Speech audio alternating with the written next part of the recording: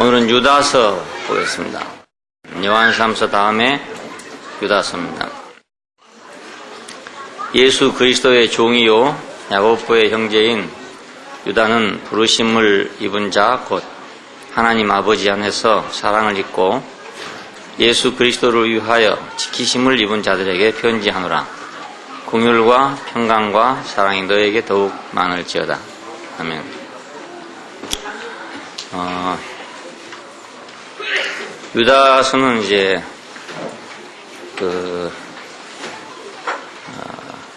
야고보의 형제인 유다라고 표현된 사실상 이제 예수님의 동생, 육신의 동생인 사람이 쓴 책입니다. 이 사람은 예루살렘 교회의 장로 중에 한 사람이었고 또 베드로 요한과 함께 그 교회의 기둥이라고 이렇게 불려졌던 사람이기도 합니다. 그렇지만 뭐 특별한 야고보는 그런 사람인데 유다는 사도도 아니고 장로도 아닌 그런 사람이었어요. 그럼에도 불구하고 이 서신을 썼기 때문에 어떤 사람들은 단지 그 유다의 이름을 빌려 썼다 이런 사람도 있고 그렇다고 합니다.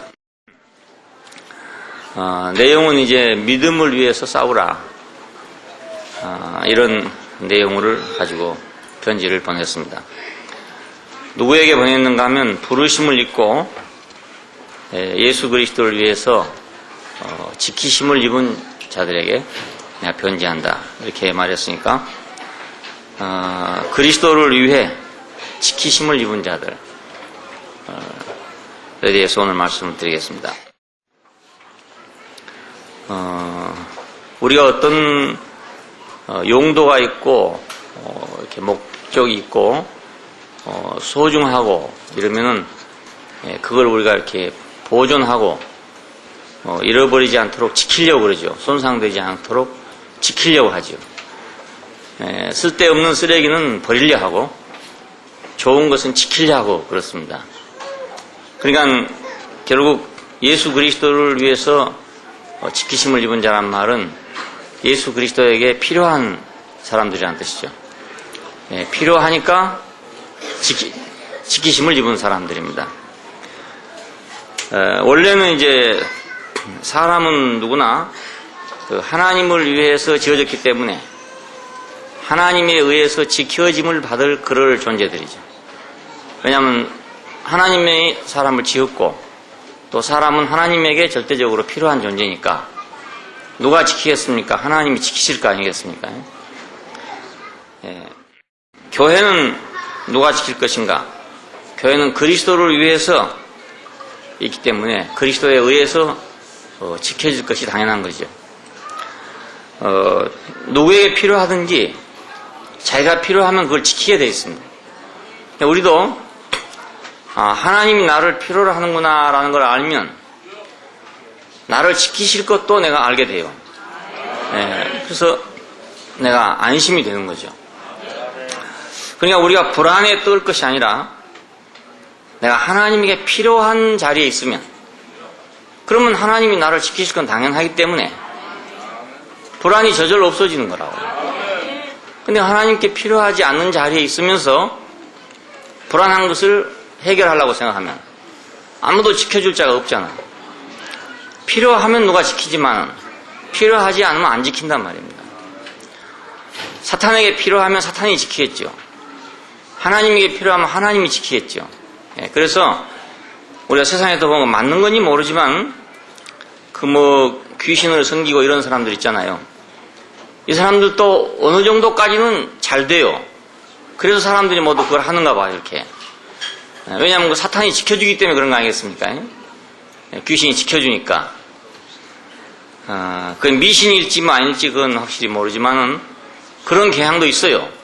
푸닥거리도 잘하고 고사도 잘 지내고 이런 사람들은 무사하게 잘 사는 사람도 있다고요. 그러니까 다른 사람도 그걸 보고 저렇게 하면 무사하게 잘 지내지는구나 이렇게 생각하고들 모두 하는 거 아니겠습니까? 사탄에게 필요한 사람은 사탄이 지키는 거죠. 근데 사탄이 고약해서 마지막 판에는 가서 뒤엎어버린 것 같더라고요. 주변에 자세히 봐보세요. 그런 거 열심히 하던 사람이 할 때는 뭔가 잘 되는 것 같아요. 근데 막판에 가면 뒤집기를 해버리더라고요. 막판에 뒤집기를 해버려요. 그런 사람을 몇 사람 봤어요. 그래서 아하, 이 사탄이라는 놈은 심술이 고약하구나. 잘 이용해 먹다가 마지막 판에 그냥 뒤집어버리는 놈이로구나. 이런 생각을 옛날에 여러 번 해봤었습니다. 우리가 하나님에게 필요하다면 하나님이 우리를 지키신다. 이건 당연한 일이거든요. 네, 당연해요. 그러니까 뭐 하나님이 지켜주냐 안 지켜주냐, 하나님이 사랑을 하느냐 안 하느냐, 이렇게 생각할 필요가 전혀 없어요. 네, 내가 하나님에게 필요한 위치에만 있으면 또 하나님 저절로 사랑하게 되고 저절로 지키고 당연한 거 아니겠냐, 그것이. 예, 회사에서도 그 회사 사장에게 필요한 위치에 있으면 그 사람은 사장이 어찌하든지 하여튼 붙잡으려 하고 월급도 많이 주려 하고 지켜주려 하고 그렇지 않겠어요? 당연히. 근데 회사에 필요하지 않는 위치에 있으면서 또 손해주는 위치에 있으면서 왜 사장이 나를 미워하나, 왜 사장이 나를 안 지켜주나, 내 신분을 왜 보장해주지 않나, 이렇게 생각하는 건 참 어리석은 생각이죠. 그래서 나 어느 직장에서 그때 오랫동안 분쟁이 일어나서 있을 때 어떤 형제 하나가 그때 왔어요. 그래서 이 얘기를 했어요. 당신이 당신의 위치에서 열심히 일을 한다면 아무도 당신을 나가라고 못할 것이다.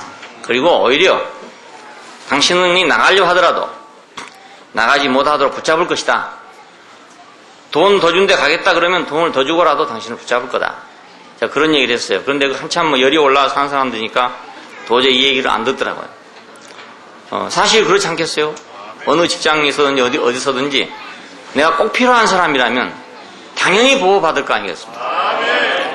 근데 필요하지 않은 자리에 있으면서 보호를 안 해주냐고 하니까 싸움이 생기는 거죠. 그러니까 사장을 생각할 때 저 사람 나갔으면 쓰겠다 이렇게 생각하고 있는데 이 사람은 오히려 나를 왜 보장 안 해주냐 이러니까 서로 싸움이 생길 수밖에 없거든요. 요즘에 그 노사 문제 같은 거 이런 것들이 복잡한 문제긴 하지만 또 그런 면도 있다 그 말입니다. 우리가 하나님에게 필요하면 하나님이 우리를 지키신다. 그래서 제가 그 하나님이 필요한 노선 안에 들어온 이후에는 한 번도 그 하나님이 나를 지켜주십시오라고 기도해 본 적도 없고 또 하나님이 나를 사랑하느냐 안 하느냐에 대해서 내가 불안해 본 적도 없어요. 예, 그 노선이 중요한 거거든요. 어디에 와 있느냐예요. 그 옛날에는 그러기 전에는 내가 항상 그 문제가 불안해요. 과연 하나님이 나를 아시는 건지 모르시는 건지 나를 도와주시는 건지 안 도와주시는 건지 내가 어떻게 하면 그렇게 되는 건지 이게 항상 모든 것이 애매하고 불안해요. 예, 모든 게 다 애매하거든요. 확실한 게 하나도 없으니까. 어느 때는 기도를 하면 하나님이 들어주신 것 같기도 하고 어느 때는 기도를 해도 안 들어주신 것 같기도 하고 그러니까 하나님은 꼭 기도를 들어주신 분이라고 아무리 해봤자 어느 순간에 가면 안 들어주신 분이 돼버린다고요. 그러니까 할 말이 없게 될 거 아니겠어요. 그러니까 항상 자신이 없어요. 그리고 불안하죠. 예, 그것을 계속 유지하기 위해서는 이제 또 뭐 계속 기도를 한다든가 그런 믿음을 가지려고 노력한다든가 이런 거를 하느라고 일생 동안 발버둥 치는 게 기독교인들의 생활입니다. 어떻게 하면 그 자리를 지킬까 이렇게 생각하느라고요. 근데 그럴 필요가 전혀 없는 일이거든요. 하나님이 필요한 노선 안에 있기만 하면 되는 거라고요. 아주 간단해요. 하나님 눈치 볼 필요가 전혀 없단 말입니다. 주인 눈치 볼 필요가 전혀 없는 것과 똑같아요. 예, 사장님 눈치 볼 필요가 전혀 없어요. 내가 사장님에게 필요한 위치에만 있으면 필요한 자리에만 있으면 눈치를 볼 필요가 없단 말입니다. 예수 그리스도를 위하여 지키심을 입은 자들에게 변제한다. 이 말이 참 은혜로운 말이었습니다. 사람은 하나님을 위해서 창조된 사람들입니다. 그러니까 하나님이 당연히 지킬 건 당연한 일이거든요. 예, 선악과를 먹고 하나님이 원하는 노선에서 벗어났기 때문에 문제가 생긴 거지. 만일 그 노선 안에 있기만 하다면 하나님에게는 사람밖에 없어요. 우리 형상을 따라 우리 모양대로 우리가 사람을 만들고 그렇잖아요. 그러니까 당신의 형상을 따라 당신의 모양으로 만든 사람을 왜 안 지키겠냐 그겁니다. 하나님에게는 절대적으로 형상이 필요해요. 예, 절대적으로 뭐 그냥 적당히 우리가 검은 옷도 필요하고 흰 옷도 필요하고 이렇게 필요한 게 아니고 없으면 안 되는 그런 상대로서 절대적으로 필요하단 말이에요. 왜냐하면 유일한 형상이니까. 개가 하나님의 형상이 되겠습니까? 소가 하나님의 형상이 되겠습니까? 천사도 하나님의 형상이 되지 못하기 때문에 사람을 지은 거거든요. 그건 하나님이 자기의 형상을 따라 지은 것은 사람밖에 없단 말이죠. 사람밖에 없기 때문에 사람은 당연히 하나님의 지키심 안에 있는 거죠. 자리를 이탈했기 때문에 그런 거지.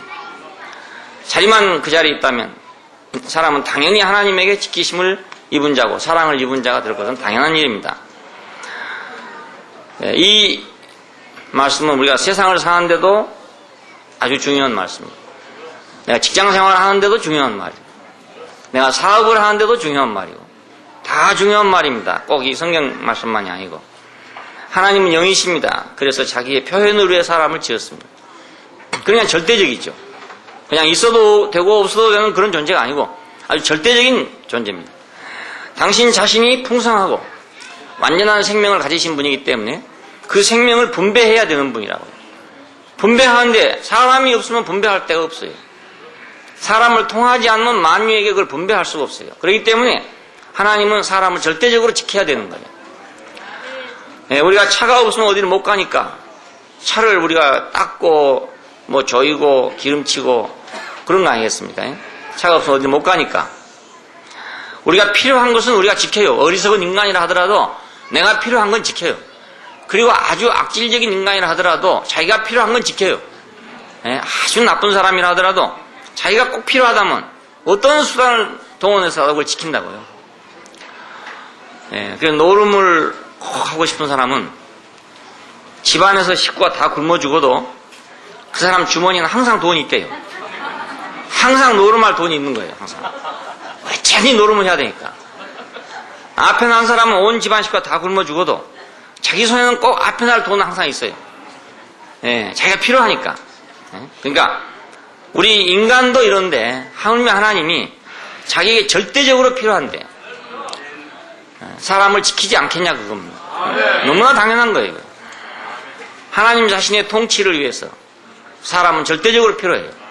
그러니까 표현을 위해서도 절대적으로 필요하고 분배를 위해서도 절대적으로 필요하고 통치를 위해서도 절대적으로 필요해요. 또 대적하는 자를 멸하기 위해서도 꼭 사람이 있어야 돼요. 하나님을 대적하는 사탄을 이기기 위해서는 하나님이 스스로 이기는 게 아니고 꼭 사람을 통해야만 이길 수 있어요. 그게 얼마나 중요한 일이냐 그건. 우리는 지금 많은 국군을 휴전선에 지금 배치해 놓고 있습니다. 왜냐하면 우리나라를 지키려니까. 그러니까 백성이 설사 다 굶어 죽는 한이 있을지라도 군대에 가 있는 사람은 절대로 굶어 죽지 않아요. 그래서 6.25 때 그런 얘기가 있어요. 중국이 그때는 가난했잖아요. 그러니까 중공군에 들어가면 최소한도 의식주가 해결되는 거예요. 군대에 안 들어간 사람은 굶어 죽을 수도 있고 난리를 날 수도 있는데 군대에 간 사람은 최소한도 의식주가 해결된다고. 왜냐하면 가장 중요하니까. 이 사람은 살아야 되니까. 어떻게 하든지 살아야 되니까. 권력이 유지되려면 군대가 있어야 되거든요. 군대 없는 권력이란 건 아무 소용이 없어요. 그러니까 이 군대라는 집단을 거느리고 있는 것이 바로 권력입니다. 정치 권력입니다. 그러니까 어떤 이유로든지 어떤 방법으로든지 그 사람들은 먹여 살려야지. 하나님을 대적하는 자를 멸하기 위해서는 절대적으로 사람이 필요해요. 만약 하나님이 스스로 싸워가지고 이겨서 없애버린다면 진익 벌 사탄이 없어졌겠죠. 안 그렇겠습니까? 몇만 년이 지났는지 몇천 년이 지났는지 몇 억만 년이 지났는지 모르겠지만 하나님의 원수가 왜 있냐? 그걸 멸할 사람이 없어서 그냥 있는 거죠. 사람이 없으면 멸할 수가 없어요. 자, 그래서 하나님은 사람을 지었습니다. 그래서 하나님은 아들을 세상에 보냈어요. 그래서 하나님은 우리를 구원했어요. 목표가 거기 있어요. 그러니까 우리는 그냥 우리 편하자고 와 있는 것 같지만 사실은 그렇지 않고 하나님이 자기 원수를 이기게 하기 위해서 이기려니까 우리를 필요로 한 거예요. 그러니까 이 인간을 우리가 자세히 생각해 보면 우주 안에서 우리가 누구에게 필요한 존재인가 하는 걸 깊이 생각해 본다면 하나님이 거짓말이라도 있어야 돼요. 거짓말일지라도 있어야 돼요. 왜냐하면 하나님이 만약 없다면 우리는 필요할 데가 없어요. 필요할 데가 없습니다. 천지 만물 보고 다 물어보세요. 인간이 필요하냐고. 어떤 천지 만물도 인간이 필요하다는 만물들은 없어요. 다 인간 때문에 우리는 고생한다고 생각하고 있고, 다 인간 때문에 우리는 피해를 본다고 하지, 인간 때문에 우리가 덕보고 있다고 하는 만물들은 하나도 없어요. 있다면 여름밤에 모기. 왜냐하면 이놈은 알을 깔려면은 피를 먹어야 깐다네요. 예, 그래서 사람은 운답니다. 문 이유가. 그러니까 피가 있어야만 알을 깔 수 있대요. 그러니까 이 우주 안에서 인간은 어디 필요하냐라고 모든 만물을 불러놓고 물으면 모기가 우리에게 필요하다 이렇게 말할 거야. 그건 필요한 데가 없어요, 사람이. 예, 사람끼리는 서로 필요하죠. 사람끼리는 서로 돕기도 하고 사랑하기도 하고 이러니까 사람끼리 필요하지만 그건 사람끼리 필요한 거지. 사람 아닌 다른 존재에게 우리가 어디 필요하냐 이겁니다. 아무데도 필요한 데가 없어요. 예. 사람 가는 데마다 문제지 좋아진 데가 없어요. 금강산도 지금 사람들 가는데 사람들 가도록 가만 놔둬보면 그냥 쓰레기밭이 되고 만다고. 예. 어디든지 사람이 가는 곳은 다 황폐해지고 사람이 가는 곳은 다 더러워지고 그래요. 그러니까 우리가 그런 신세란 걸 안다면 하나님 꼭 있어야 돼. 예, 나를 필요로 하신 분이 꼭 있어야 돼요. 예, 그분이 거룩하셔야 되고 그분은 의로우셔야 되고 그분은 진실해야 되고 그분은 완전해야 되고 그분은 영광스러워야 돼요.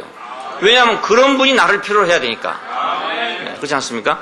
예, 거꾸로 말하면 그렇단 말입니다. 우리는 하나님 꼭 있어야 돼요. 없으면 우리는 갈 데가 없어요. 예, 모기한테 가가지고 회식을 시키는 것밖에 없단 말입니다. 예, 모기 회식 그밖에 안 돼요. 예, 그러니까 우리 인생을 잘 생각해 보면 하나님이 우리를 필요하다는 말이 얼마나 은혜로운 건지 그리고 얼마나 축복인 건지 몰라요. 근데 하나님이 필요하다는 것을 가지고 하나님이 나를 필요하다니 내가 내 인생을 살아야 할 텐데 왜 하나님이 내 인생을 달라 하나 이렇게 생각한다고요. 하나님이 내 인생을 달라 안 하면 난 쓸데가 없다니까요. 네, 쓸데가 없어요. 아무데도 쓸데가 없어요. 나를 달라 하신 분은 이 우주 안에서 하나님밖에 없고 있다면 모기밖에 없단 말입니다. 그래서 내가 모기밥이 되는 것보다는 하나님 밥이 되는 게 낫지 않냐. 네.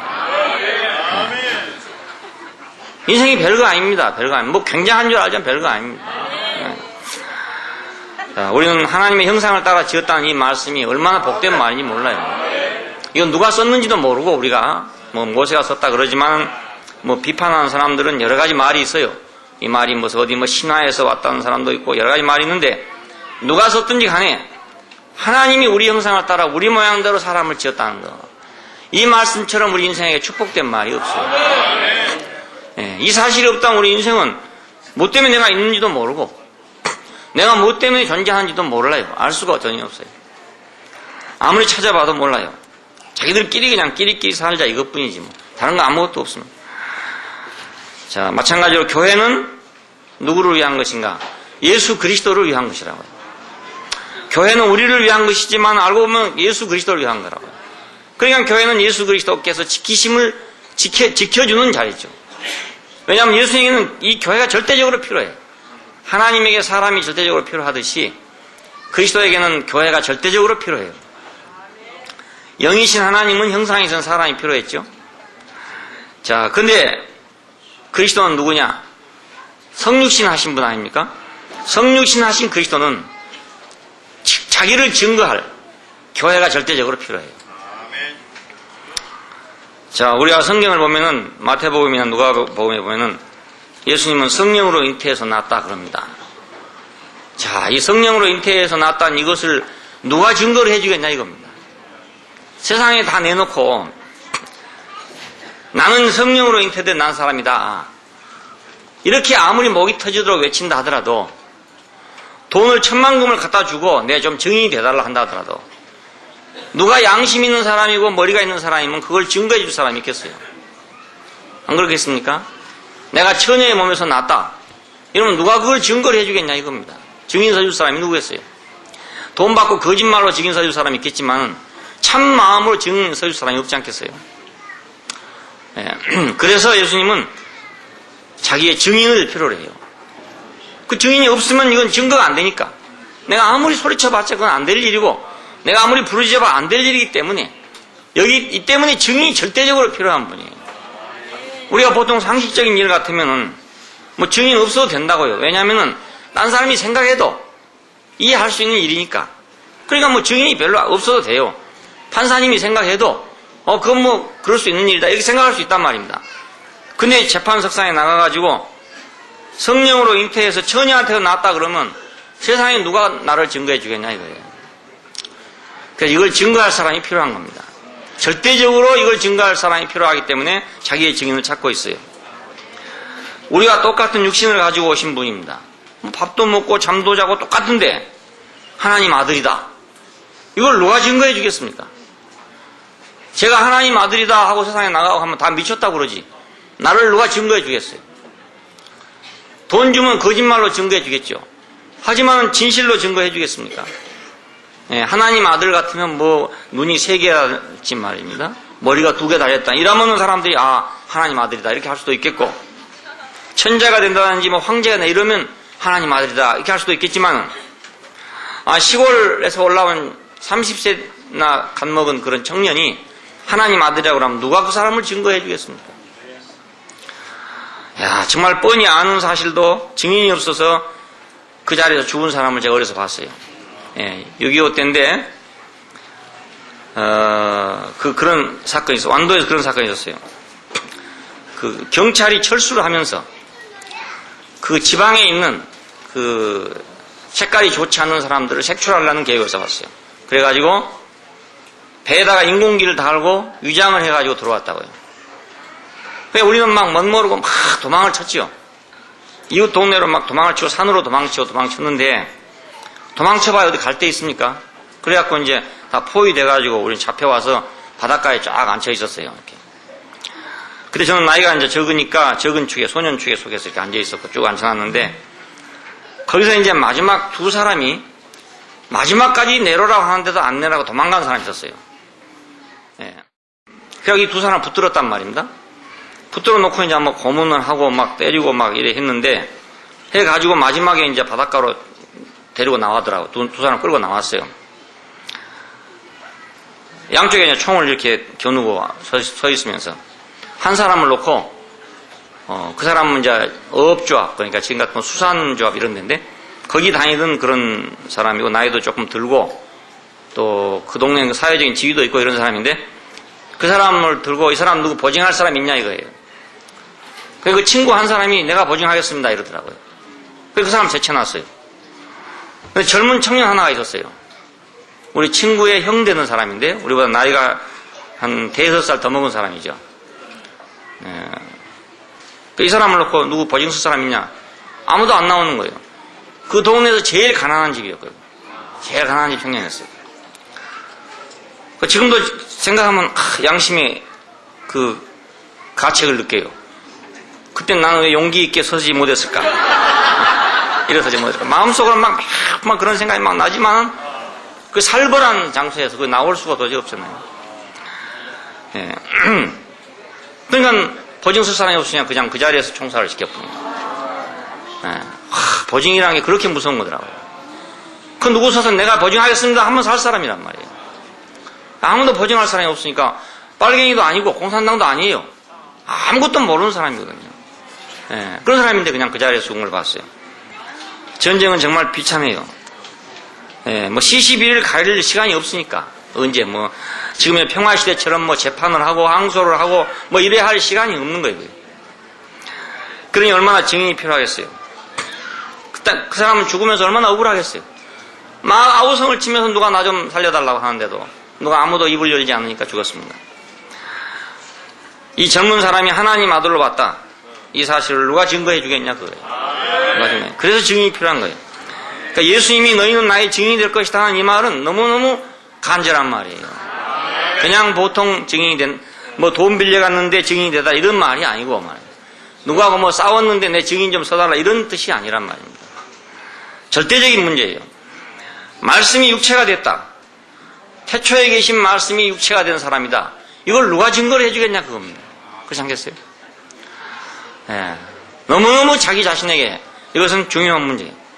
더군다나 죽고 부활했다. 죽은 자 가운데 다시 살아났다. 이걸 믿을 사람이 있겠냐 이겁니다. 누가 이걸 증거해 주겠냐. 이 비밀을 누가 증거할 것인가. 자, 이 비밀을 증거하는 데 있어서 이적이 필요한가 아니면 인격이 필요한가.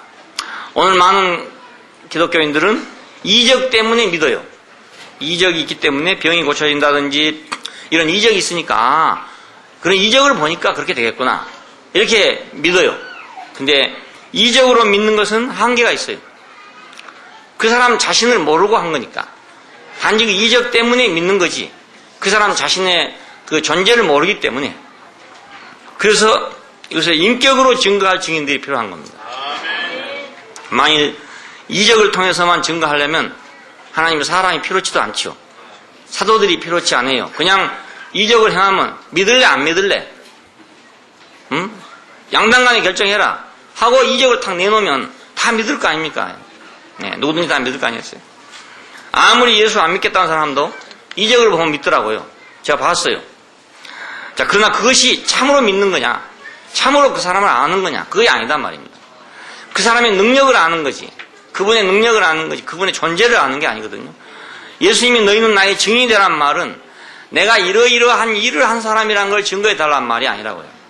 내가 병 고쳤다는 걸 좀 증거해 주라, 내가 뭐 죽은 나사로를 살린 이걸 좀 증거해 주라 이 말이 아니고 내 존재를 증거해 달라는 거예요. 오늘날도 예수님은 병 고쳤다 이걸 증거한 사람 많죠. 예, 그런데 딴 데 가면 또 딴 데 그런 사람이 또 있다고요. 예, 절에 가도 그런 사람 있죠. 다른 종교에 가도 또 그런 사람이 있어요. 그러니까 예수가 뭐 특별할 이유가 없잖아요. 예, 이적을 해냈다 해서 특별할 이유가 전혀 없어요. 그런데 수많은 사람들이 지금 거기서 예수의 증인 노릇을 하고 있어요. 그러니까 어느 날 가면 허망해지게 되죠. 그보다 더 큰 이적이 나온다든지 이적을 행하는 사람이 나오면 그 앞에 할 말이 없어지게 되는 거죠. 증인이 될 수 없어요. 저도 어렸을 때는 교회만 다녔기 때문에 예수님만, 하나님만 이적을 행할 수 있다 이렇게 생각했어요. 근데 절에 가니까 그 스님이 얘기하는데 오만 이적이 다 있는 거예요. 그래서 속으로 생각할 때 아니 절에 무슨 이적이 있나 이렇게 생각했어요. 하나님만 이적을 행할 수 있지 누가 이적을 행할 수 있단 말이야 이렇게 생각했거든요. 근데 이제 알고 보니까 이적을 행하는 데가 많더란 말입니다. 많아요. 그러니까 그것은 예수를 참으로 증거하는 증거라고 할 수가 없어요. 예, 너희는 나의 증인이 될 것이다. 이것은 인격의 증인을 얘기해요. 예, 그러니까 사도가 필요하죠. 만약 이적의 증인이 필요하다면 이적 행할 사람만 불러 모으면 안 됩니까? 이적도 아무나 행하는 게 아니더라고요. 이렇게 따라다녀 보니까 이적을 행할 어떤 기질이 있는 사람이 있어요. 그냥 아무나 뭐 기도한다 다 이적을 행하는 게 아니더라고요. 그 영빨이 잘 받는 사람이 있어요. 그렇게 그 기운을 잘 받는 사람이 있다고요. 잘 받는 사람이 있어요. 그래서 그런 사람이 뭐 하면 그냥 탁 그렇게 뭐 이적이 나타나고 이런 경우가 있는데 다분히 기질과 많이 관계가 되더라고요. 저도 그래서 포기를 했어요. 처음에는 나도 하면 되겠지 하고 따라다니다가 보니까 아 나는 해도 안 되겠구나. 그 할 사람이 따로 있구나. 그렇게 보였어요. 그래서 제가 포기를 했죠. 예수는 당신 자신이 비밀이기 때문에 이 비밀에 대한 증인이 필요했었습니다. 처녀가 잉태해서 낳았다는 것도 비밀이고 하나님 아들이라는 것도 비밀이고 말씀이 육체가 됐다는 것도 비밀이고 죽고 다시 살았다는 것도 비밀 아닙니까? 전부 다 비밀이에요. 이것이 어떤 이적으로도 설명할 수 없는 이 비밀이라고요. 이 비밀에 대한 증인이 되기를 원했던 것입니다. 그래서 요한복음에 보면 절절히 그런 말씀을 하고 있어요. 15장 1절에 보면 나는 포도나무요 너희는 가지다 이런 말이 있잖아요. 이 가지란 게 뭐냐, 나무의 증인 아닙니까? 나무가 충실하면 가지에서 열매를 맺는 거고 나무가 충실하지 않으면 가지에서 열매를 못 맺죠. 그러니까 나는 포도나무요 너희는 가지니 하는 말은 너희는 나의 증인이요 그 말이죠. 너희는 나의 증인이요.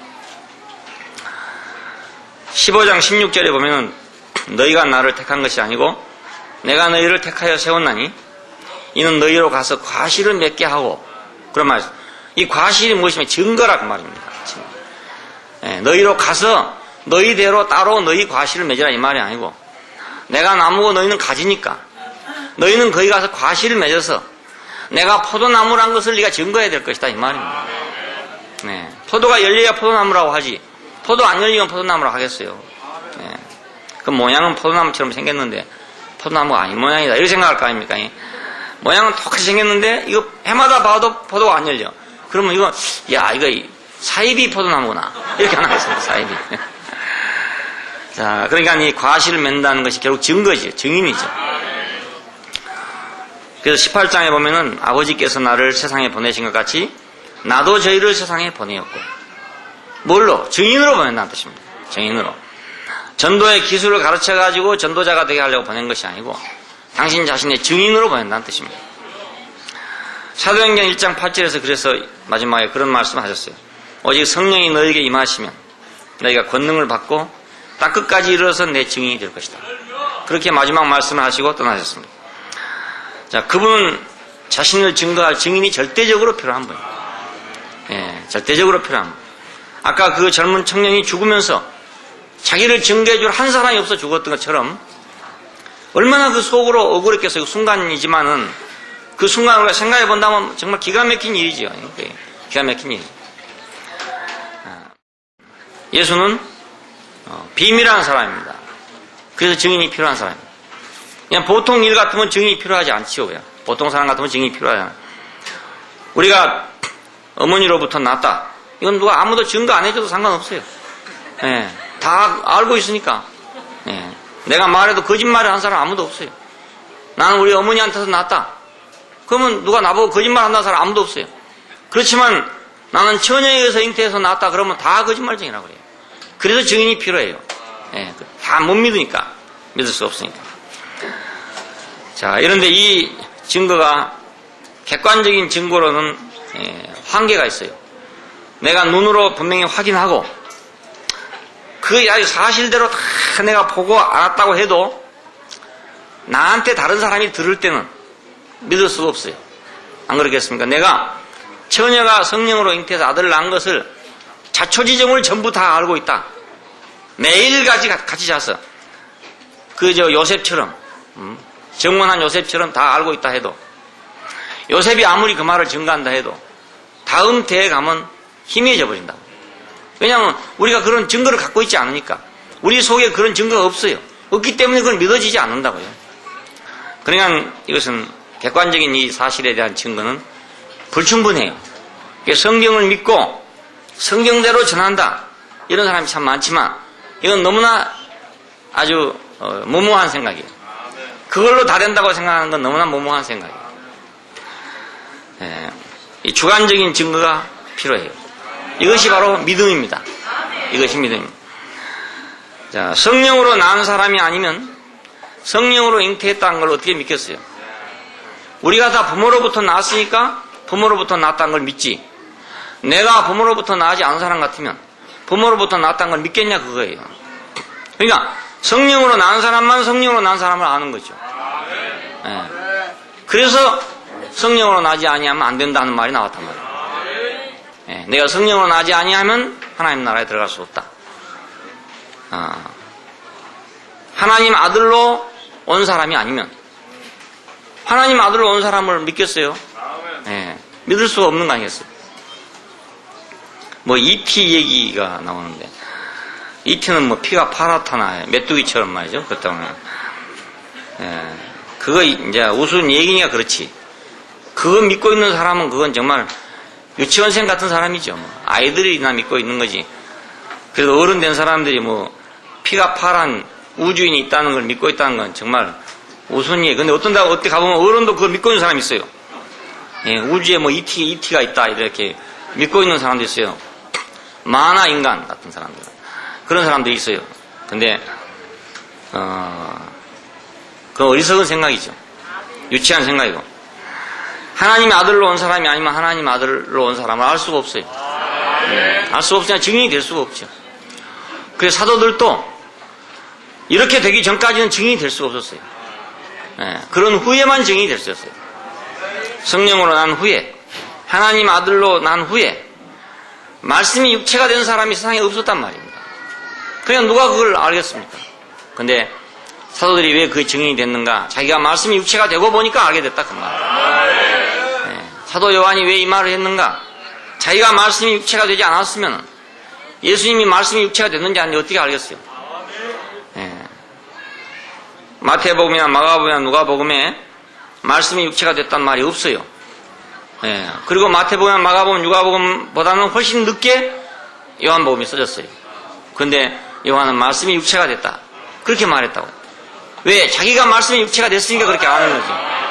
예. 그렇지 않고는 이거 알 수가 없는 일이란 말이에요. 이건 전혀 알 수 없는 비밀이에요.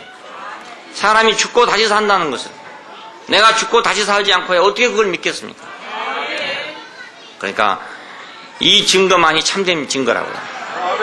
내가 성령으로 나왔을 때 증거, 하나님 아들로 왔을 때 증거, 말씀이 육체가 된 사람으로서의 증거, 죽고 다시 산 사람으로 증거만이 예수님이 필요로 하는 참 증인이에요. 그냥 성경을 보고 나는 그대로 믿습니다 하는 이게 증인이 아니다 말입니다. 결정적인 순간에 가면 그런 사람은 안 되죠. 안 그렇겠어요? 그런데 그분이 원하는 건 너희는 나의 증인이 될 것이다. 그랬더니 이것은 주관적인 증인들입니다. 그러나 그와 같이 한 자리에 있을 때만 그걸 알 수가 있어요. 이티는 이티들을 증거하겠죠. 그렇지만 피가 빨간 우리 인간들은 이티를 증거해 줄 수가 없어요. 이티의 증인이 될 수가 없다고요. 피가 빨간 사람들은 피가 빨간 사람들끼리만 증인이 될 수 있습니다. 이 사람들은 예수 그리스도를 위해서 지키심을 입은 자들이다. 이 사람이 예수님이 얼마나 중요하겠는가 한번 생각해 보세요. 온 세상이 그걸 전혀 믿을 수가 없고 전혀 알 수가 없는데 어떤 사람들이 자기와 같이 성령으로 나고 자기와 같이 하나님 아들로 왔고 자기와 같이 말씀이 육신이 됐고 자기와 같이 죽고 다시 살아가지고 그 살아있는 증인이 된다면 예수님께서 얼마나 그 사람을 지키겠냐 그거예요. 네? 얼마나 그 사람을 필요로 하겠어요. 그거 우리가 생각할 필요도 없는 일이죠. 필요도 없는.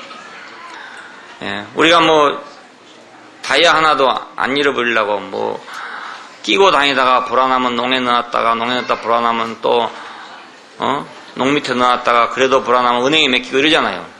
어떻게 하면 지킬까 이렇게 생각하니까 다이아 하나라도. 근데 그 다이아는 사실 없어도 살잖아요. 우리가 다이아 반지 끼다 해서 밥이 더 들어가는 것도 아니고 더 오래 사는 것도 아니고 사실 그 액세서리지 별거 아니지 않습니까? 일부를 끼나 오부를 끼나 거의 사람이 달라진 것도 아니고 그래도 그렇게 귀중하게 간섭하는데 지키는데 하물며 당신 자신의 이 비밀한 증인이 되는데 얼마나 그분에게 소중하겠냐 그거예요. 자, 그래서 하나님을 위해서 지키심을 입은 자들을 보면 다 하나님의 절대적으로 필요하기 때문에 그랬어요. 아담을 왜 동산에 놓는가? 동산을 지키게 하려니까. 동산을 지킬 자가 아담밖에 없으니까 아담을 동산에 두신 거죠. 그냥 아담이 동산에 있는 한은 하나님은 그를 지켜야 되죠. 그래서 네가 이걸 먹는 날은 정령 죽을 것이다. 먹지 말아라. 지키기 위해서 그렇게 하신 거라고. 노아는 방주를 지어야 될 사람이었어요. 그래서 그에게 은혜를 입혔단 말이에요. 그 시대에 방주 지을 사람이 아무도 없는 거예요. 다 네피림이가 다 통나무라. 판자 조각이란 건 없어요. 판자 조각이 있어야 방주를 지을 텐데 판자인 사람을 찾아보니까 이 우주 안에서 노아밖에 없단 말입니다. 그러니까 하나님이 노아를 보존하신 거죠. 노아를 보존하신. 아브라함을 왜 불렀습니까? 이삭을 낳기 위해서 불렀습니다. 이삭을 꼭 낳아야 되고 왜냐하면 당신의 백성을 만들어야 되는데 당신의 백성에 씨가 있어야 되거든요. 당신의 백성에 씨를 낳으려면 아브라함이 필요하기 때문에 그래서 아브라함을 불렀어요. 그러니까 이 사람들은 모두 하나님의 지키심을 받은 사람들입니다. 지키심을 받은. 다윗도 그렇고 모세도 그렇고 모두 하나님의 지키심을 받은 사람입니다. 우리가 모세를 보더라도 그렇잖아요. 그냥 나가지고 죽을 건데 나일 강변에서 구출을 받아가지고 바로의 궁전에 가서 공부를 하고 그래 지켜가지고 이스라엘 백성을 인도할 때까지 지켜줬잖아요. 왜냐하면 하나님이 그 사람이 필요하니까. 그러니까 우리가 하나님의 필요 안에 있기만 하다면 하나님이 우리를 지키는 건 당연한 일이다. 너무나 당연한 일이에요. 불안할 필요가 전혀 없어요. 예수 그리스도께서 지킨 사람들, 예수께서 지킨 사람들. 내가 저희를 위하여 비옵나니 내가 비옵는 것은 세상을 위함이 아니요 내게 주신 자들을 위함입니다. 그건 마지막 그렇게 아버지 앞에 간구하고 있어요. 내게 주신 자들을 위해서 내가 빕니다. 내게 주신 자들을 위해서 빕니다. 왜냐하면 그 내게 주신 그 사람들이 아니면 나의 증인이 없습니다. 나를 증거할 사람이 없습니다. 내가 비옵는 것은 저희를 세상에서 데려가시기를 위함이 아니요 오직 악에 빠지지 않게 보존하기를 구합니다. 세상에 데려가 버리면 증인이 없잖아요. 그러니까 이 세상에서 악에 빠지지 않게 보존되기를 원합니다. 사탄에게 빠지지 않도록 보존되기를 원합니다. 저희를 진리로 거룩하게 하옵소서. 아버지의 말씀은 진리입니다. 그러니까 예수님의 마지막 간곡한 기도는 모두 당신의 제자들을 하나님에게 맡기면서 지켜달라는 기도예요. 이 사람들을 지켜주십시오. 이 사람들이 나의 증인이 될 것입니다. 기도한 사람들이죠. 여러분도 그렇지 않겠어요? 여러분도 여러분의 증인이 만일 있다면, 여러분이 죽는 날이 돌아온다면 이 증인이 하여튼 어쩐지 살아야 되겠다고 생각하였어요. 그래서 자식이 물에 빠졌는데 부모가 들어가서 자식을 건져내고 죽었다. 왜냐하면 자식이 자기 증인이 될 거니까. 증인이 될 거니까. 나는 죽지만 너는 살아라 이거예요. 나는 죽지만 너는 살아라. 그 어떤 분의 얘기가 있어요. 김중건 목사님 얘기가 있는데 6.25 때 이제 다 묶어가지고 예수 믿는 사람들이 다 묶어가지고 이제 총살을 시키기 위해서 끌고 가던 판이었어요. 끌고 가는 판이었는데 어떻게 해가지고 이 사람은 이 양반은 빠져나왔답니다. 빠져나와가지고 옆에 숲에 얼른 숨었죠. 그러니까 이제 그걸 알고 그 아버지를 앞에 내세워놓고 나왔나? 안 나오면 너가 아버지 죽이겠다. 이렇게 하니까 그 아버지가 소리를 지르면서 나오지 말아라. 나는 죽어도 좋으니까 넌 나오지 말고 살아라. 그래가지고 그 아버지가 총살을 당했어요. 죽고 아들이 살아났어요. 왜? 자기보다 아들이 더 중요하니까. 왜? 자기는 가지만 아들은 남을 거기 때문에 자기의 증인 아닙니까? 육신의 증인. 육신의 증인. 그래서 그분이 살아났다는 말이 있어요. 그래가지고 그 막 얽히고 설킨 원한, 좌우 갈등으로 인한 얽히고 설킨 원한이 엄청나게 많았잖아요. 막 서로 죽이고 막 살육의 그런 전쟁판이었는데 이것을 해결할 수 있는 길은 복음을 전하는 길이다 이렇게 생각했어요. 그래서 그 민족 복음화 운동을 시작했다는 말이 있습니다. 이건 이렇게 대결하면 저쪽에서 원수 가지고 저렇게 대결하면 또 이렇게 원수 가지고 계속 원수를 끊이지 않으니까 이 고리를 끊으려면 이 저주의 고리를 끊으려면 복음을 전하는 것밖에 없다 이렇게 생각했어요. 제가 아는 사람 하나가 그래요.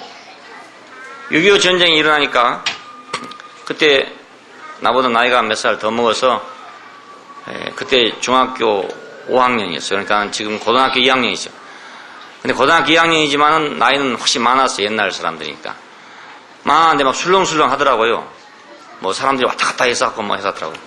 잘 몰랐어요. 뭔지 몰라. 나는 피란가라에서 갔는데 이제 뒤로 들은 얘기인데 그 사람은 여순 반란 사건 때 어떻게 해서 어린 학생이었는데 경찰서에 잡혀가가지고 죽도록 두드려 맞았어요. 무슨 이유인지 잘 모르겠는데 그래가지고 이제 6.25 사변이 일어나니까 자연히 좌익이 될 거 아닙니까? 그런 사람들이 많았거든요. 그때 그런 사람들끼리 막 확 왕래가 있었던 거예요. 그래가지고 이제 인민군이 내려왔죠. 내려와서 오니까 이 사람 거기 들어가가지고 이제 총을 얻어가지고 나와서 자기를 때리고 고문했던 그 경찰관 가족 7명을 몽땅 불러내놓고 그 동네 앞에서 총살을 시켰어요. 환풀을 한 거죠. 쉽게 말하면 원풀했어요. 그러고 난 다음에 이제 인민군이 다시 철수해서 올라가지 않았습니까? 자, 이 사람은 이제 산으로 올라갔습니다. 도망갔습니다. 경찰이 이제 진주한 다음에 또 와가지고 어떤 일이 벌어졌냐. 그 사람 집에 와가지고 식구가 거기도 7명, 8명 돼요. 저를 불러놓고 논바닥에 세워놓고 다 총살시켰어요. 두 집에서 남은 사람 한 사람 남았죠. 그러니까 이 사람이 이제 어떻게 하다가 북한으로 못 넘어갔는가 봐요. 못 넘어가가지고 남고 남았다가 쳐져가지고 결국 공비터벌에 걸려가지고 어떻게 마지막까지 숨어있다가 그래도 견디다 힘내 못 견뎌가지고 자수하고 나왔어요. 그래서 15년 징역형을 받고 공주형무소에서 복역을 하다가 사람이 원래는 참 선한 사람이에요. 굉장히 좋은 사람이에요. 그래서 거기서 이제 모범수로 이렇게 해가지고 9년인가 형을 마치고 나왔어요. 나와서 만났거든요. 몇 년 전에도 제가 한번 만난 일이 있어요. 그 사람을 보면 우리나라 6.25 전쟁의 그 비극이 어떠했는가를 알 수 있죠. 양쪽 집안에 한 사람 살았으니까. 이런 집이 한두 집이 아니지 않겠어요. 서로가 원한을 가지고 이렇게 했어요. 그래서 여기에 이 꼬리를 끊을 수 있는 것은 예수 그리스도의 복음을 전하는 것밖에 없다. 이것이 민족 복음화 운동의 이제 시발이라고 그럽니다. 예수 그리스도께서 당신 자신을 증거하기 위해서 당신의 증인들을 찾았다. 이것이 바로 복음이죠. 알고 보면 이것이 사람을 살리는 복음이라고. 우리가 다 예수와 함께 성령으로 낳고 하나님 아들이 되고 말씀이 육체가 된 사람이 되고 죽고 다시 난 사람이 돼야만 이 인생의 모든 문제가 해결된다. 악순환이 끊임없는 뭐가 엉켜가지고 풀려지지 않는 이 악순환이 해결되려면 우리가 거듭나는 것밖에 다른 길이 없어요. 그 세계에서는 아무리 해봤자 해결이 안 돼요. 이거 하나 해놓으면 저거 생기고 저거 해놓으면 이거 생기고. 톱질 전쟁처럼 그렇습니다. 6.25 때를 우리 톱질 전쟁이라고 그럽니다. 올라갔다가 내려갔다 하면서 애만 사람만 많이 죽었잖아요. 그러니까 예수 그리스도께서는 당신 자신을 증거할 증인을 찾았고 이 사람들을 그분은 영원토록 보존하는 분이에요. 이 사람들이 바로 교회고 교회는 그러니까 오늘 예수 그리스도의 보존하신 가운데 있어요. 저는 우리 교회를 보면서도 우리가 한번 보존해 주십시오라고 기도하거나 이렇게 한 건 없지만 하나님이 우리를 보존하시고 지키신다는 걸 느껴요.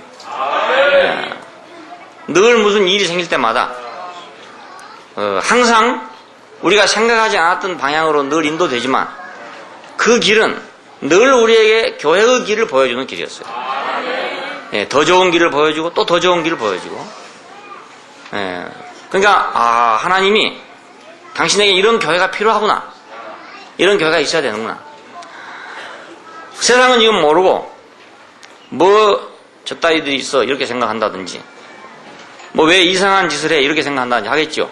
왜냐하면 자기들과 같은 형식으로 예배를 안 한다든지 자기들과 같은 방식으로 기도를 안 한다든지 이런 걸 가지고 이제 잘못됐다니 잘됐다니 그래서요.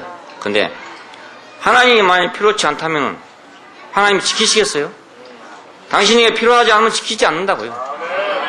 우리가 언제까지든지 그분에게 필요하기만 하다면 온 세상이 다 뭐라 해도 그분이 우리를 지킬 것이고 우리가 만약 그분에게 필요하지 않은 존재라면 우리가 아무리 보존하려고 애쓴다 하더라도 지키지 않을 거단 말이에요. 사람이 그걸 보존하기 위해서 교리도 만들고 제도도 강화시켜 놓고 이렇게 해가지고 허물어지지 않게 하려고 얼마나 애를 쓰는지 몰라요. 어떤 교파나 이런 것들을 유지하기 위해서 얼마나 애를 쓰는지 몰라요. 근데 그렇게 유지하기 위해서 애쓴다고 하는 것은 하나님이 지키시지 않는다는 걸 증명한 거란 말이에요. 그렇지 않겠어요? 하나님이 지키신다면 그렇게 애쓸 필요가 없죠. 문 다 열어놔도 하나님이 지키신다면 문제될 게 없잖아요. 파수꾼이 만약 정말로 있다면 문 열어놓고 잠자도 상관없잖아요. 파수꾼이 없으니까 지금 문단속하느라고 난리가 나는 거죠. 우리 개인으로 생각해도 내가 정말로 하나님이 나를 지키신다는 걸 확신한다면 우리는 불안할 필요가 없잖아요.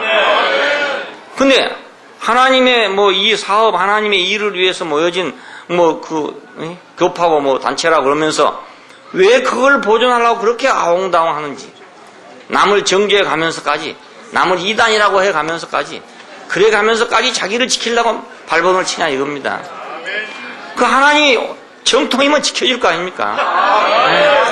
나는 너가 절대로 필요하다. 그렇다면 딴 사람이 다 회방을 하고 하려 하더라도 지켜줄 거 아니겠어요? 하나님이 지켜주시면 쉽지만 하나님이 안 지켜주는데 자기가 지키려면 그거 쉽겠어요? 파수꾼의 경성함이 허사로다, 이런 말이 있습니다. 왜 허사하겠습니까? 하나님이 안 지켜주시니까. 여호와께서 지키시지 아니하시면 파수꾼의 경성함이 허사로다. 아무리 눈 뜨고 있어도 헛일이다 그 말이에요. 눈 뜨고 부름 뜨고 있어가지고 지키려고 노력하더라도 하나님이 안 지켜주면 헛일이에요. 그러니까 내가 아무리 잘하려고 하고 내가 아무리 노력한다 하더라도 만약 지키실 분이 지켜주지 않으면 헛일이에요. 그냥 지키실 분이 뭘 지키겠어요? 자기에게 필요한 걸 지키지. 자기에게 필요하지 않는 걸 왜 지키겠습니까? 네. 그러니까 우리가 그분에게 필요한 자리에 있고 그분에게 필요한 존재가 되면 하나님은 저절로 우리를 지키실 것이고 당연하게 지키실 것이고 네, 즐거움으로 우리를 지키실 거란 말이에요. 그러니까 우리는 전혀 근심할 필요가 없게 되고 네, 전혀 걱정할 필요가 없게 되는 거죠. 어린 아기들이 나면은 자기는 뭐 밥 걱정도 안 하고 돈 걱정도 안 하고 집 걱정도 안 하고 그래요. 근데 부모에게 그 자식이 필요하니까 부모에게 그 자식이 사랑스러우니까 그냥 오만 걸 다 준비해 가지고 요즘에 지금 제일 잘 되는 산업이 아이들 거 하는 거 사업이 제일 잘 되거든요. 노인들 물건 만들어 나가지 안 팔려. 네? 근데 아이들 거 만들어 놓으면 잘 팔려요. 왜냐하면 아이들에 대해서 관심이 너무너무 많으니까. 부모가 아이들을 지켜야 되겠다는 것이 너무 많기 때문에 뭐 날마다 이제 새로운 거 나오면 새로운 건 나온 대로 팔리고 그것도 아이들은 매일 잘하잖아요. 매일 잘하니까 뭐 한 달도 제대로 못 신거든. 신발 사주면 한 달도 못 신어. 한 달 있으면 또 바꿔야 돼. 계속 바꿔야 돼. 그러니까 돈벌이 하려면 아이들 상대로 돈벌이 해. 노인들 상대로 돈벌이 하면 구두 한 컬레 사면 뭐 10년씩 신어보니까 돈이 되겠어. 어디 뭐 다니실 일도 별로 없고 뭐 이러니까. 저도 구두 한 컬레 사면 한 5년씩 신거든요. 그러니까 구두 장사 망하지 그렇게 되면. 예, 누구에게 소중하든지 소중해야 지킵니다. 그러니까 우리가 하나님에게 소중한 사람이 되면 하나님이 자제로 지키신다. 야, 그러니까 유다는 부르심을 입은 자 곧 하나님 아버지 안에서 사랑을 얻고 예수 그리스도를 위하여 지키심을 입은 자들의 편자. 예, 얼마나 이 말이 간단한 말 같지만 참 놀라운 말인지 모르겠어요. 그래서 나도 이 말씀 보면서 야, 내가 그 지키심 안에 있었구나. 우리 교회가 그 지키심 안에 있구나. 이걸 생각하니까 너무너무 은혜스러워요. 이 말씀. 우리는 그의 지키심 안에 있는 자들. 내가 만약 그의 지키심 안에 있지 않았으면 내가 무슨 수를 써서 눈을 부름뜨고 산다 하더라도 그게 제대로 되겠어요? 옛날에 그래 했거든요. 옛날에 해서 막 그냥 교회가 잘못되지 않을까 뭐가 어쩔까 막 온갖 염려를 다 해가지고 눈을 부름뜨고 봐서도 안 되더란 말입니다. 그래서. 예, 하나님이 지키시지 않으니까 안 되는 거예요. 예, 근데 지금은 뭐 전혀 그렇지 않거든요. 예, 잠오면 그냥 자고 그냥 그래요. 그런데도 다 지키시니까 하나님이 필요해 지키시니까 되는 거 이렇게 되는 거예요. 예, 지키시니까 뭐 제가 지금 사실은 서울 같은 데 가면은 그 이름 모르는 분이 많아요. 얼굴은 대강 다 알지만 이름 모르는 분도 많아요. 많은데 그거 옛날 같으면 그거 정말 어떻게 지키겠어요? 이름도 모르는데 말이에요. 근데 하나님이 필요하시니까 다 지키신단 말이에요. 다 지켜요. 예. 우리 교회도 사실 그렇잖아요. 대구에서도 그렇잖아요. 제가 일일이 어떻게 다 챙길 수가 없잖아요.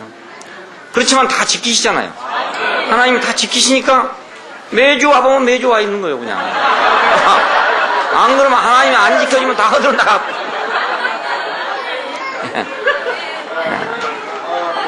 내가 지킨 게 아니잖아요. 내가 지킨 게 아니고. 하나님이 필요해 지키시니까 그렇죠. 우리 인생도 사실은 그렇게 옹세하게 생각할 필요가 없어요. 예, 내가 아무리 경성하고 있다 하더라도 여호와께서 지키시지 않으면 파수꾼의 경성함이 허사로다. 하나님이 안 지키면 헛일이다. 아무 소용없는 거다. 요번에 비 내리니까 그렇잖아요. 뭐 뚝방을 쌓고 어찌 해놔도 그냥 뭐 냅다 부어버리니까 그냥 냅다 쏟아져 부어버리니까 뭐 소용없더라고요. 그러니까 하늘에서 문이 열리고 하늘에서 은혜가 열리고 이래야 우리 인생이 살게 되지. 뭐 우리가 막 애쓴다고 되는 것만 아니다. 물론 우리가 최선을 다하는 거지만 그러나 우리가 계획을 한다 해서 우리 계획대로 되는 게 아니고 예, 그분의 계획하는 대로 우리가 돼가는 것이지. 예, 우리는 그분의 인도하심 안에 있다는 것, 그분의 지키심 안에 있다는 것, 이것이 우리가 축복이에요. 우리는 그 노선 안에, 그의 눈동자 안에, 그 지키심 안에 우리가 들어있다는 것. 이게 복이죠. 예. 하나님도 뭐 온 우주를 다 지키시겠지만은 그래도 눈동자 부분이 다르단 말입니다. 그렇잖아요? 그래서 이 구약 성경을 보면은 참 애매한 게 많아요. 하나님이 온 인류를 다 지으신 분일 텐데 왜 이스라엘만 지키냐 이겁니다. 우리가 생각 이상하잖아요? 근데 왜 이스라엘만 지키냐면 하나님의 경륜의 초점이 거기 있기 때문에 그래서 이스라엘 지키는 거예요, 그게. 예. 불공평한 것 같지만 그 이스라엘을 초점을 둬야 다른 인류를 구원할 수 있기 때문에 오늘은 왜 교회에 초점이 있냐? 그건 교회가 구원돼야, 교회가 온전해져야 세상이 구원될 수 있기 때문에 그래요. 그러니까 오늘 하나님의 초점은 교회에 있어요. 지키심 안에 우리가 있는 겁니다. 이 지키심 안에 있는 우리 인생을 우리가 감사하고 우리가 우리를 붙들고 있는 손을 놔야죠. 내가 자기를 붙들고 있다 해갖고 뭐 자기가 보존되지 않습니다. 아무리 보존하라 해도 보존 안 됩니다. 그분이 보존해 줘야 내가 보존이 되는 거예요. 기도하십시다. 감사하신 아버지 하나님, 우리 이렇게 참 보잘것없고 쓸데없는 인간들을 주님 부르셔서 당신의 피로 안에 두시고 당신의 피로를 위해서 지키심 안에 있게 하신 걸 감사합니다. 우리가 전에는 다 외인이었고 우리는 당신의 경륜 밖에 있었고 당신의 피로 밖에 있던 사람들입니다. 그러나 이제는 당신의 피로 안에 있고 당신의 경륜 안에 있고 당신의 지키심 안에 있는 사람들이 되었습니다. 이 놀라운 은혜를 인해서 주님을 찬양하지 않을 수가 없습니다. 당신의 지키심을 통해서 우리가 이 교회 안에 있고 이 교회를 하나님이 지키심 안에서 이렇게 양육하시고 계신다는 걸 우리가 알게 해주신 걸 감사하고 우리가 당신의 지키심을 따라 지키심 안에서 이 지키심을 누리는 이 축복된 삶을 하나님께 우리가 영광으로 돌리기를 원하고 하나님께 우리가 감사로 돌리기를 원하고 당신의 나라를 위해서 우리가 쓰임이 되는 사람들로 이 사실을 돌리게 되기를 원합니다. 당신의 지키심의 보람이 우리를 통해서 일어나게 되기를 원하고 우리는 또 당신의 지키심이 우리의 믿음이 돼서 우리가 세상에 대해서 담대하게 되기를 원하고 우리가 사탄에 대해서 우리가 담대한 자들이 되게 되기를 원합니다. 주님에게 대해서 우리가 영광을 돌리는 사람들이 되게 되기를 원합니다. 주 예수님 이름으로 기도합니다. 아멘.